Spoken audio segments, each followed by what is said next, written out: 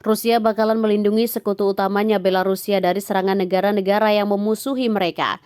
Sebagai negara pendukung penuh kebijakan Rusia menginvasi Ukraina, Belarusia banyak dimusuhi oleh negara-negara tetangganya terutama anggota NATO. Bahkan Polandia menjadi negara yang sangat reaktif dan telah menyiapkan militernya di perbatasan dengan Belarusia. Utusan Moskow untuk Belarusia, Boris Gryzlov menegaskan bahwa musuh-musuh Belarusia adalah musuh bersama.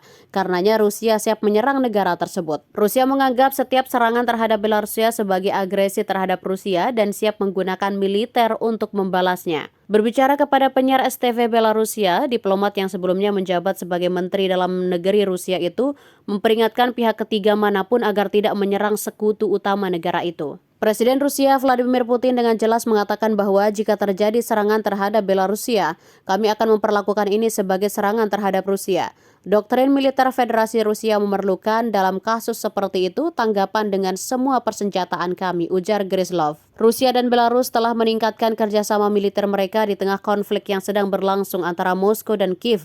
Awal tahun ini Rusia mengumumkan pengerahan senjata nuklirnya di Belarusia, menyusul permintaan berulang kali dari Minsk untuk melakukannya. Kepemimpinan Belarusia mengutip kebijakan Barat yang agresif terhadap negara itu dan anggapan ancaman yang ditimbulkan oleh senjata nuklir Amerika Serikat yang diselenggarakan oleh Sekutu Eropa di Washington. Akhir-akhir ini Belarus mengalami ketegangan dengan tetangga negara anggota UE terbesarnya, Polandia.